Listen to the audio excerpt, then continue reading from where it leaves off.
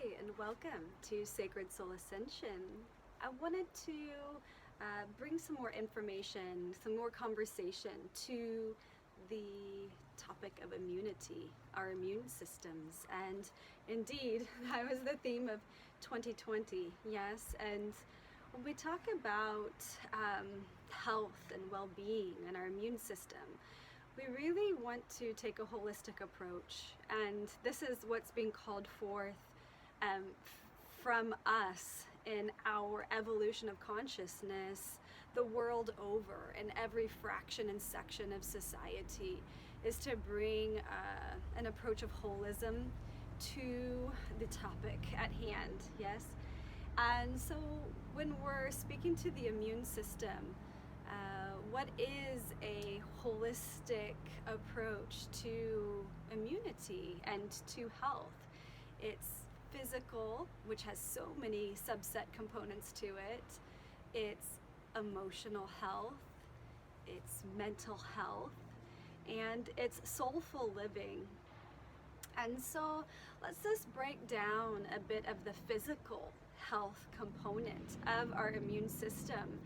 You know, this largely has to do with the structural habits of our daily life. And we want to kind of take a micro view into these habits, and also a macro view of the overarching structure that your days are built upon. So, you know, when we look into regularity of sleep cycle is a very important one, yes, because when we're horizontal at night, our body goes through a detox clock. The organ tissue, really gets wrung out in our sleep cycle, and when we wake up, kind of the bad breath is that detoxification process that's, being released off the tongue, or out of the upper tubes of the digestive tract. So in Ayurveda, there's this wonderful tool called a tongue scraper. And when you wake up in the morning, scraping the tongue up to 10 times is a great way to kind of release that sheath, that layer on the tongue that has those toxins released from the digestive tract. So that's a really nice, simple way to incorporate, and you can order those online. They're very, low cost for the benefit that you get. You can get the metal ones, and you'll have it your whole life. So we want to look at diet and what may have been digestible for your body 10 years ago, or your whole life up until now. You may need to go into a reevaluation of what helped your body function at one point and what's hindering it, the optimal function of the body. So if you have a meat heavy diet still, you really want to look into that for sure, and minimize your red meat intake, let's say, to once a week. Perhaps make it a special occasion, so that the really thick protein content of those fibers are not getting not being undigested in the tract. So we really want to clean out the gut, yes, and so that high density protein is something to ingest on special occasions, rather than consistent throughout. Bringing in more green leafy vegetables, and just vegetables in general. However, not all vegetables agree with all people, or all kinds of beans agree with all people. Maybe you've been vegetarian for many, many years, but you notice that your body is not digesting beans, or black beans, or kidney beans the way it used to. Or maybe you're just having more awareness that the digestive system's struggling with legumes, right? So we want to make these adjustments and really listen to the immune system of our GI, and be willing to change and to communicate with our bodies with more, what do I say, like clarity and integrity, right? That we're really like listening and responding and experimenting. Hydration is really important as well. Waking up first thing, drinking a nice big glass of water. In the Ayurveda, the warm water with lemon, maybe a little bit of honey, is a very nice way to bring alkaline properties to the system. So yeah, hydration is a very, and not just hydration, let's say from, like, oh, I'm getting purified water, but it's coming out of plastic bottles, right? We really want to find a system that's simultaneously healthy for your body and healthy for the earth body, right? Those clear plastic leachates that come from, when we've known about this for decades, but it never hurts to repeat information such as this, that those plastics really leach toxins into the physical body, and also plastic pollution on the planet is a chronic situation that we have with our, what do they call it, like the 8th continent, in the middle of the Pacific, that is a collection of waste material, largely plastics, from the human waste cycle. So we really, the macro planet of the macro health of the planetary body is a real reflection of the micro health of the human body. So yes, hydration and finding appropriate sources for that is congruent with ethics, like land, earth ethics, and personal, ethics, and finding those alignment points. Yes. And okay, so also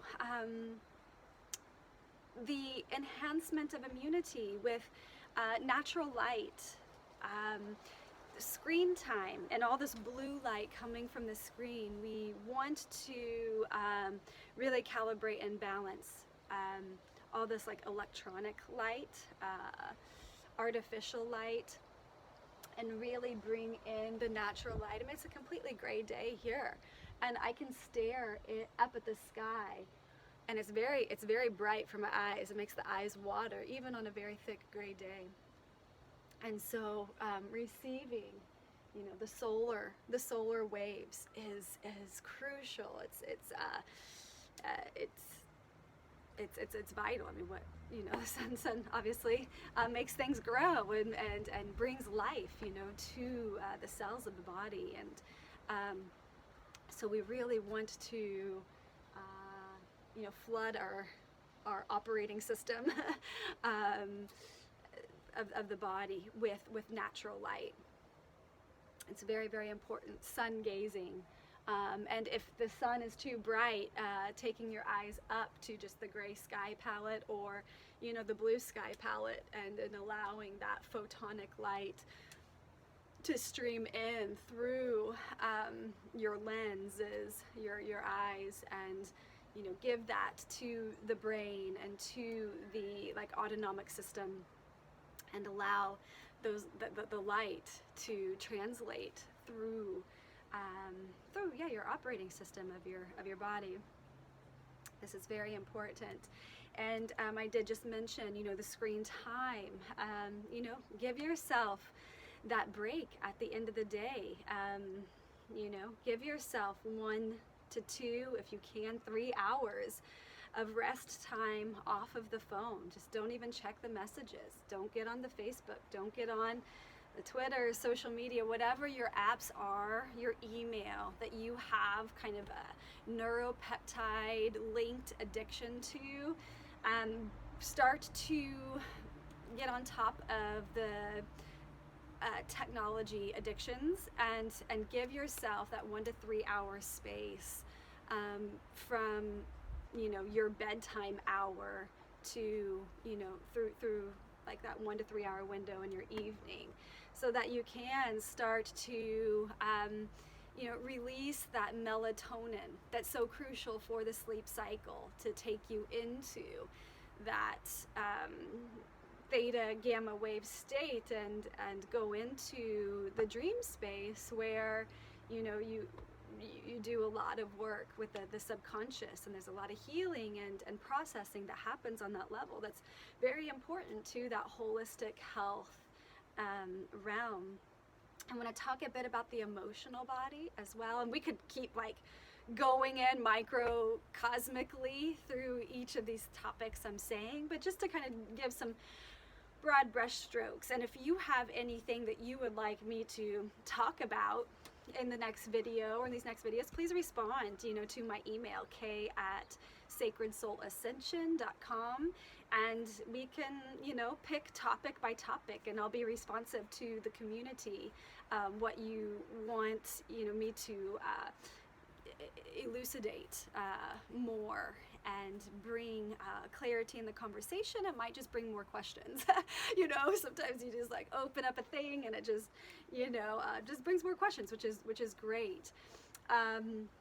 Let me shed this layer. Yes, so the emotional body is going through such a process in this life, right? We have such highs and lows, such apparent gains and losses, and death and rebirth, and there's definitely prominent grief cycles that we go through, whether that is through the experience of physical pain can take you through kind of that dark night, losing an animal friend, an animal family member,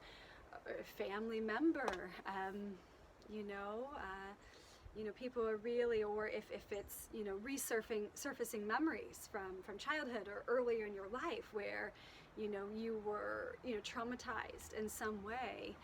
The human experience is full of that, and the emotional body, we want to not repress, right, and bypass and sweep under the rug these things, and when the memory comes into the surface of your days, that spaciousness to allow for the emotional body to process, and a lot of times that comes through tears, which is just such a beautiful mechanism that purifies the system. We must embrace the emotional body as a part of what makes us human, right? And in this era of artificial intelligence and AI and robotics, we want to be sure that we celebrate our humanity, and a lot of that is through the emotional body, that we are sensitive creatures, and that's the difference. That's what sets us apart from a robot, right? And a human is our ability to feel. And animals have the amygdala as well. They also have that emotional body component in their brain. So we are feeling beings, and we want to celebrate that. Yeah, we don't want to get stuck and repress. That's where the psychosis and the fracturing of the self, where we just we're repressing our fullness of life. And so I really embrace the moment, and encourage you to embrace the moment, as painful as it might be, that there is richness in that experience, and there's depth in your beingness that has a brilliance, has a creative spirit, a creative energy inside of it.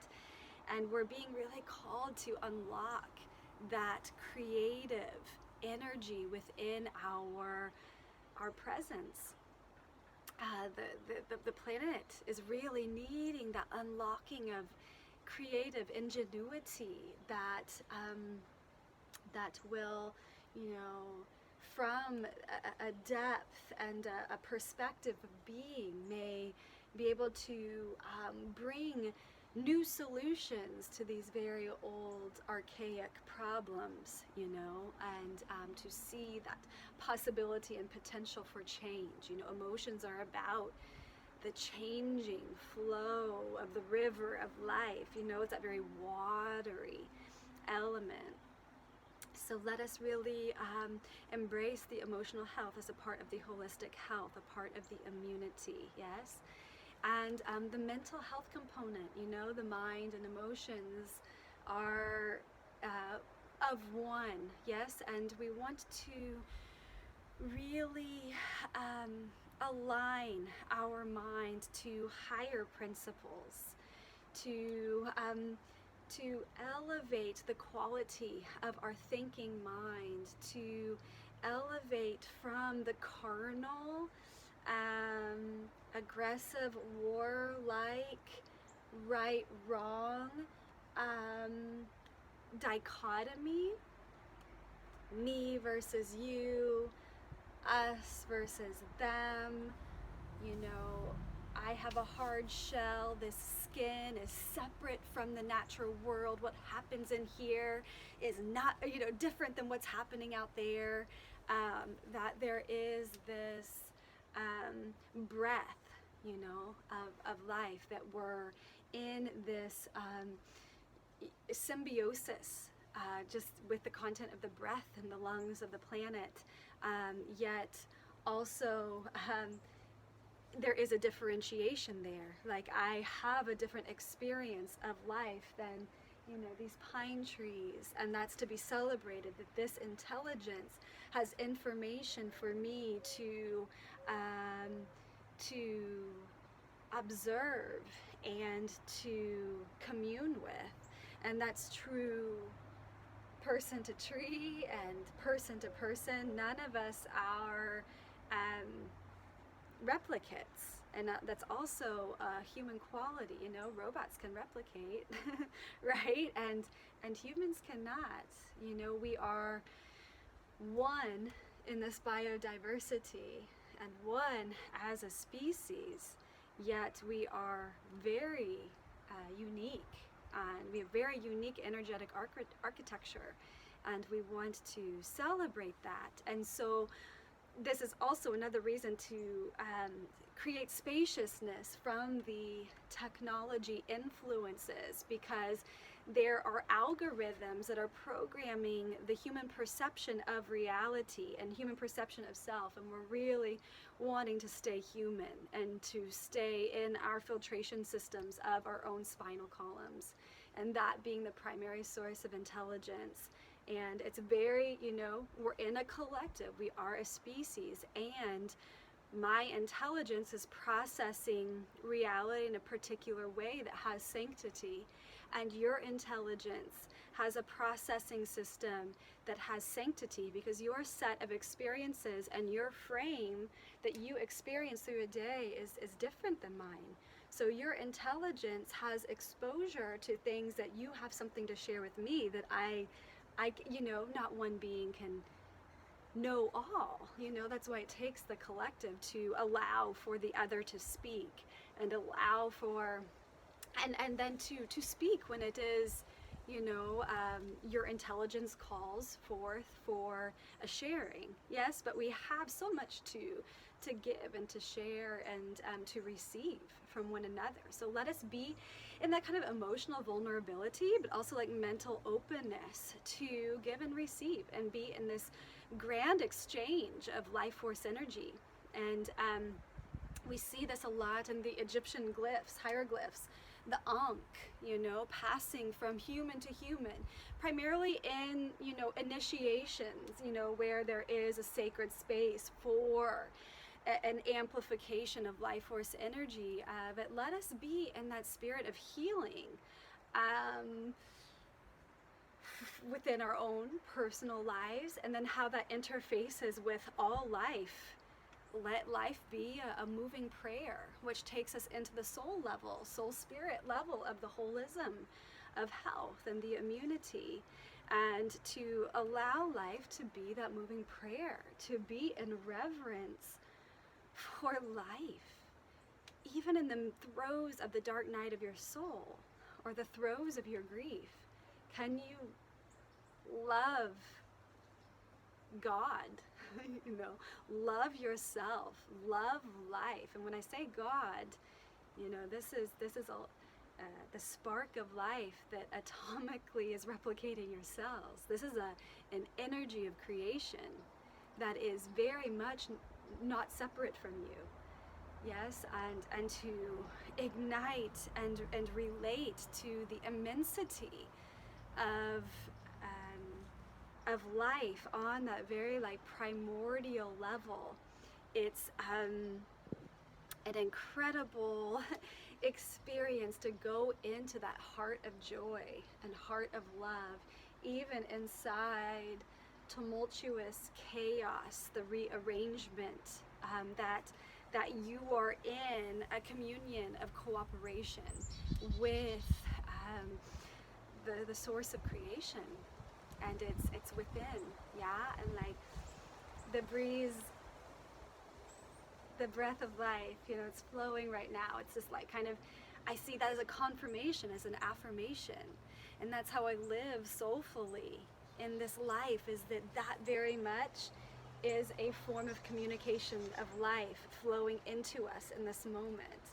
That for me is a message, that nature is communicating with us, and allow for that softness of experience to guide you. And it's abstract a bit, it's flow, it's not necessarily goal oriented and over assertive, yet there is a showing up, grandly show up with the presence of your being to life, and give thanks and praise each and every day and throughout all the days. So treat the body like the temple, and love your emotions, and be conscious with your mind, and walk the prayer of an awakened life. So if you have any questions, if you want to work with me one-on-one, we deep dive into all this in private sessions. I'm still running the 3 sessions for 300 New Year's special until the spring equinox. So that's kind of, the New Year window from January 1 to the equinox.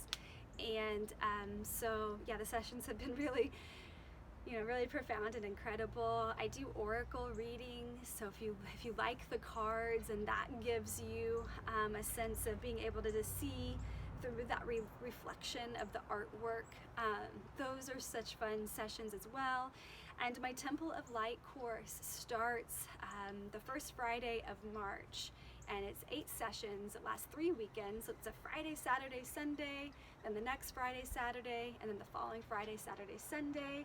Once you sign up for the course once, you get it free throughout all the other offerings of that course throughout the year, and I offer the course quarterly. So that's the story from right here, right now. And yes, and if you have questions, if you want me to dive deeper into this dialogue,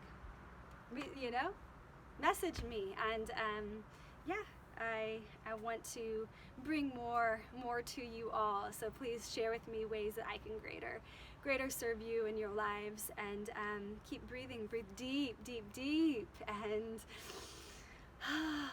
just celebrate your breath of life. So much love.